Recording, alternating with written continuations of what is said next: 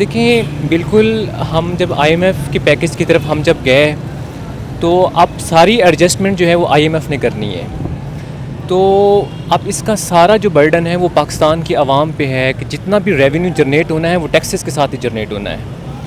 अब जो ये ओवरऑल जो सिचुएशन जो क्रिएट हो चुकी है, अब हमें ये देखना है कि अब इसके साथ सर्वाइव कैसे करना है। अस्सलाम वालेकुम, मैं हूं आपकी होस्ट कुरैतुल मुग़ल और आप देख रहे हैं हमारे यूट्यूब चैनल। नाज़रीन, जैसा कि आप सब जानते हैं कि हमारे हुकूमत ने जो आवाम को बिजली में रिलीफ देने का प्लान किया था, आईएमएफ ने वो 4 दिन में रिजेक्ट कर दिया। आज हम इसी पर बात करेंगे पाकिस्तानी अवाम से, तो चलिए हमारे साथ और जानते हैं उनका रद्द-ए-अमल। अब यही है कि गरीब अवाम सड़कों पर रुलेगी इनकी खातिर। गरीब आवाम तो सड़कों पे पहले ही रोल रही है, हर चीज़ तो महंगी है, बिजली, पेट्रोल, आटा, हर चीज़, चीनी भी। बिल तो कोई भी नहीं दे रहा, लोग खुदकुशियाँ करने पे मजबूर हो गए हैं, घरों की चीज़ें बेचने पे मजबूर हो गए हैं। हालात मुल्क ने इस तरफ कर दिए हैं कि लोग जो है ना खाने पीने से मुतासर हो गए हैं और खाना पीना उनके लिए जान के लाले पड़े हैं। लेकिन ऐसा नहीं है कि बिजली पाकिस्तान में नहीं बनती, बिजली पाकिस्तान में बनने के बावजूद भी इतनी महंगी है, क्यों? ये जो कर्ज़े लिए जाते हैं ना, इसकी निस्बत में जो है ना वो सारा जो सिस्टम बनाया जाता है आईएमएफ से, जब कर्ज़ा लिया जाता है तो फिर बिजली के रेट बढ़ाए जाते हैं, हर चीज़ के बढ़ाए जाते हैं।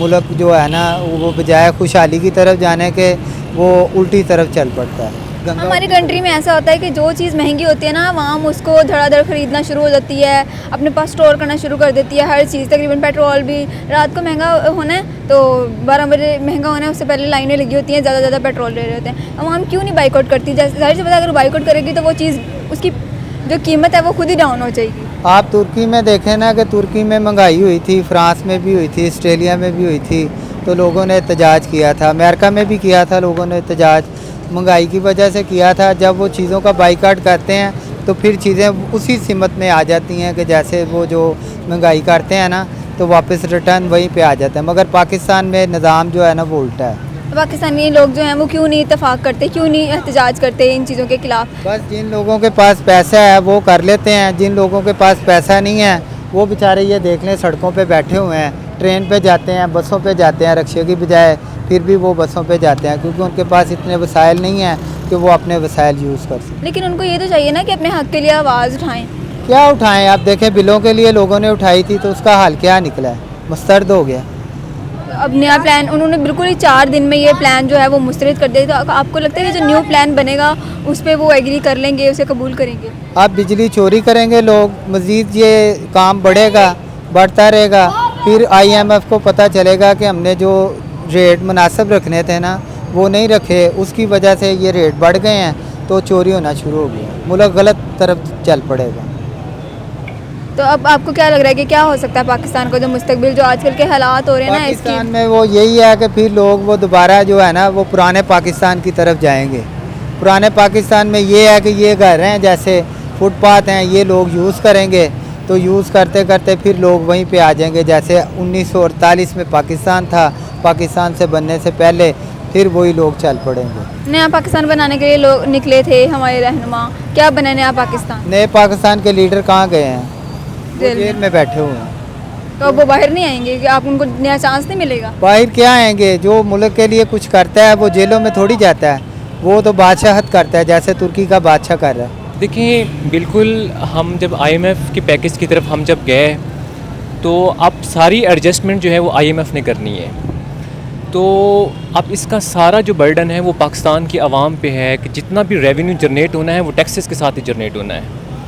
अब जो ये ओवरऑल जो सिचुएशन जो क्रिएट हो चुकी है, अब हमें ये देखना है कि अब इसके साथ सर्वाइव कैसे करना है। इसमें मैं नौजवानों को तो मैं ये सजेस्ट करना चाहूँगा कि नौजवान जो हैं वो अपने सोर्स ऑफ इनकम्स या वो मतलब आईटी सेक्टर की तरफ मूव करें।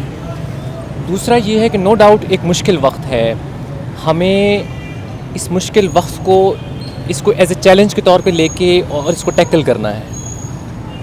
बाकी नो डाउट कि आप पिछले साल देख लें कि पिछले साल अगर एक मज़दूर की या अगर एक टीचर की उसकी जितनी भी सैलरी थी वो जो है जूं की तूं है, लेकिन हर चीज़ की कीमतें और इवन कि पेट्रोल की प्राइसेस और जो एशियाई खुर्दोनोश की कीमतें वो तमाम जो हैं वो आसमान से बातें कर रही हैं।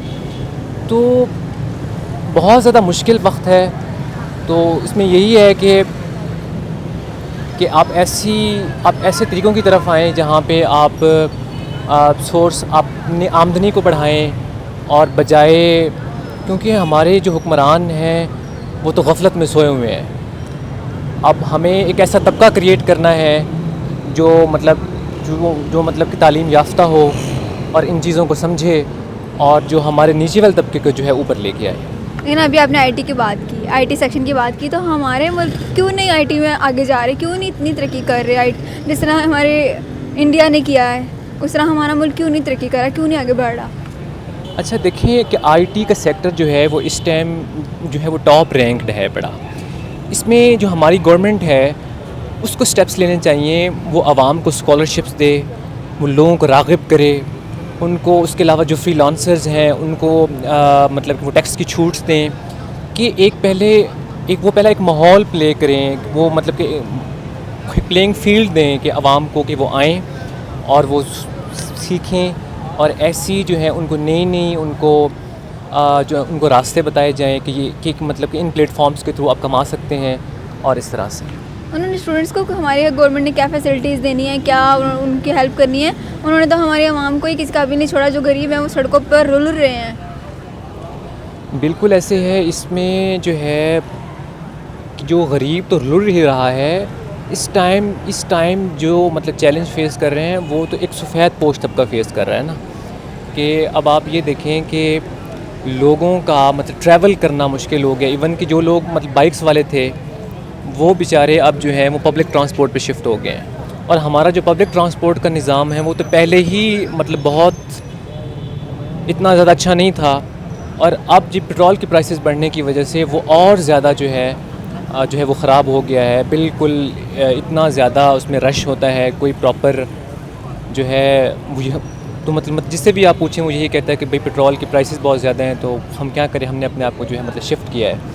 तो हमें हमारे हुक्मरानों को ऐसी पॉलिसीज़ बनानी चाहिए जिससे जो है आम आदमी का भला हो। आम आदमी जब तक उसके लिए आसानी क्रिएट नहीं होगी, इस तरह कहते हैं ना कि हमारे यहाँ कुछ मतलब कि जो है रिफॉर्म्स की इस्लाहात की ज़रूरत है। हमारे बहुत सारे लोग ऐसे हैं कि जो टैक्स पे ही नहीं करते, तो उनका जो सारा बर्डन है बड़ा, वो जो है वो बेचारा एक गरीब आदमी जो है मतलब एक मज़दूर पे करता है, मतलब अलिफ से लेके ये तक सारा का सारा जो बर्डन है वो गरीब पे कर रहा है।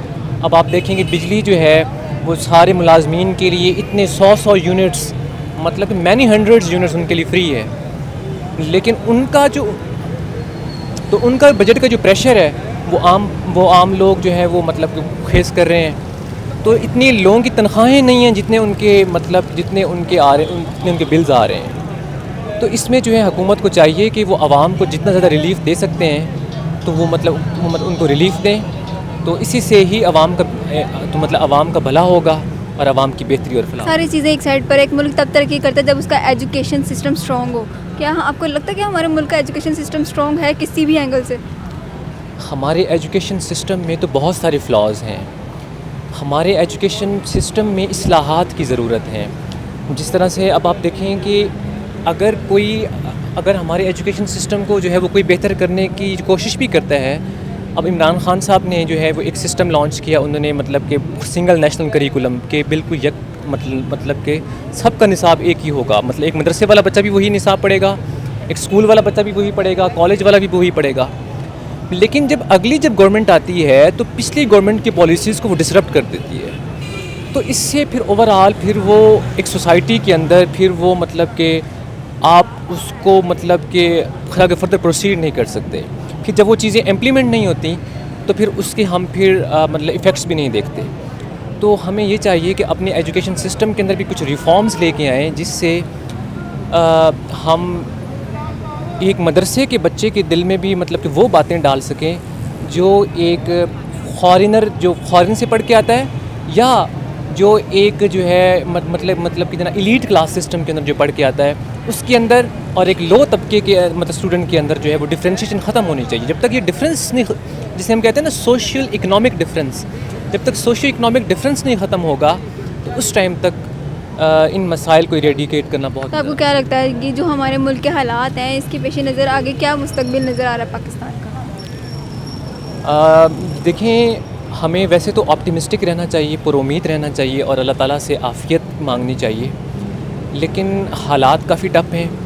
हालात सिर्फ इसी हैसियत में बेहतर हो सकते हैं कि हम बजाय आपस में एक दूसरे को जो नीचा दिखाने के, हम सब मिल बैठ के ये देखें कि हमें जो है मतलब हमें किस तरह के स्टेप्स लेने चाहिए जिससे आम आदमी का भला हो। जब तक हम आम आदमी की फ़लाह के लिए नहीं सोचेंगे तो हमारे लिए बहुत ज़्यादा मुश्किल हो जाएगा।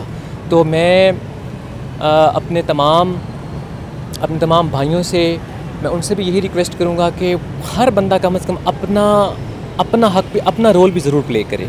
सिर्फ हम जो है गवर्नमेंट के ऊपर भी नहीं छोड़ना चाहिए कि अगर इलेक्ट्रिसिटी को सेव कर सकता हूँ, अगर मैं किसी को मतलब पढ़ा सकता हूँ, इंडिविजुअली रोल प्ले करना चाहिए अपना, इंडिविजुअल रोल भी प्ले करना चाहिए और हमारे हुक्मरानों को उसको अपने तमाम ज़ाती मफादात को जो है पस पुश डाल के मतलब कि जो है मतलब नेशनल इंटरेस्ट की बात करनी चाहिए। बस ये IMF के अहकामात को मान रही है गवर्नमेंट, जो ऐसी बात है उनकी तो माननी पड़ेगी ना। चाहे जो भी गवर्नमेंट है, चाहे वो PTI की गवर्नमेंट है, चाहे वो PDM की गवर्नमेंट है, चाहे ये निगरान गवर्नमेंट है, IMF के अहकामात को मान रही है। आवाम की परेशानियों का, आवाम की टेंशनों को कोई नहीं देख रहा, कोई फॉलो नहीं कर रहा। तो आपको क्या लगता है, अब जो न्यू प्लान पेश होगा उसको क्या IMF एक्सेप्ट करेगी? नहीं, महंगाई में सिर्फ गवर्नमेंट का ही हाथ नहीं है, हर बंदे का, हर आवाम का भी हाथ है। कोई दूध वाला है, वो अपनी मर्ज़ी से दूध बेच रहा है, उसको कोई पूछने वाला नहीं है कि इतना महंगा तुमने क्यों किया। जिसके हाथ में चीनी है, वो चीनी को अपनी मर्ज़ी से 200 रुपये किलो तक ले गया, उसको कोई पूछने वाला नहीं है कि आप क्यों इतनी महंगी कर रहे हैं।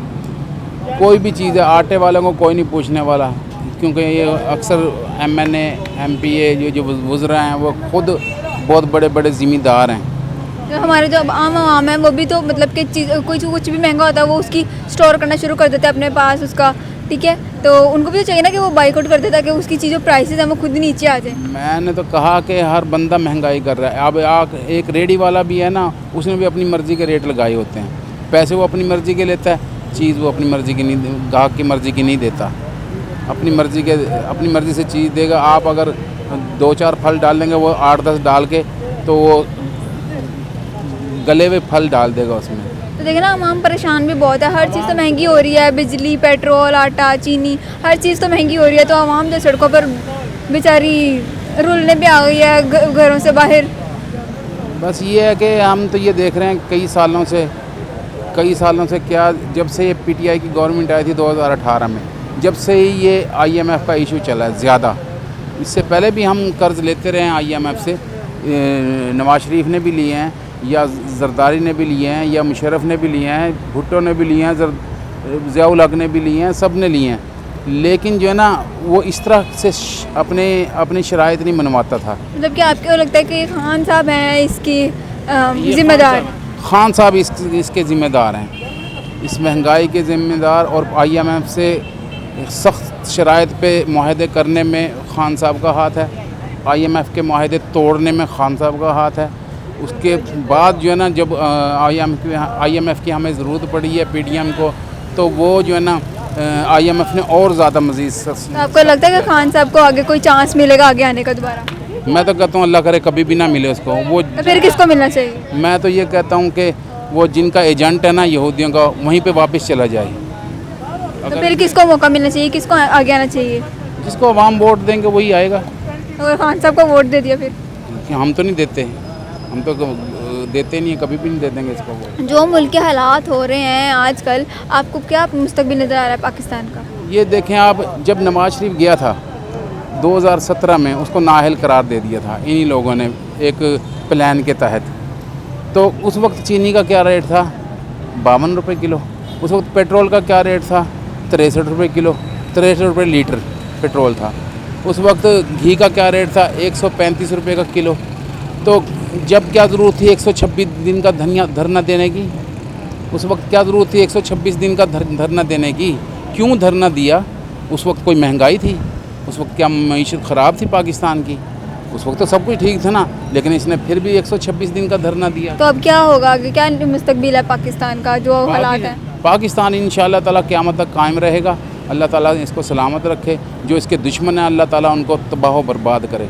जो पाकिस्तान का बुरा सोचते हैं उनको अल्लाह पाक तबाह व बर्बाद करे और पाकिस्तान को अल्लाह ताला क़यामत तक हमेशा कायम व दायम रखे और सुरखरू करे और इन परेशानियों से, महंगाई से निजात दे। मैं तो ये कहूँगा। जी नाज़रीन, ये था आज का हमारा प्रोग्राम। उम्मीद है कि आपको प्रोग्राम पसंद आया होगा। आप भी कमेंट सेक्शन में अपनी राय का इजहार ज़रूर करें। मिलते हैं एक नई वीडियो के साथ, तब तक के लिए अल्लाह हाफिज़।